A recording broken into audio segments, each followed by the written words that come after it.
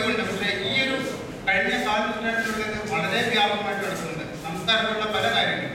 ഉദാഹരണത്തിന് ഓരോ ഞാറ്റുവേലയ്ക്കും ഒരു ചൊല്ലുണ്ടായിരുന്നു. മകരത്തിൽ മഴ പെയ്താൽ മലയാളം ഒടിഞ്ഞു പോകുമെന്ന് പറഞ്ഞായിരുന്നു. ഇന്നിപ്പോ എത്ര കുട്ടികൾക്ക് ചൊല്ലറിയാം? കുംഭത്തിൽ മഴ പെയ്താൽ കുടത്തിലും നെല്ല്. അതുപോലെ ഓരോ ഞാറ്റുവേലയെ പറ്റി ആയില്യം അകത്തോ പുറത്തോ ആർക്കറിയാം?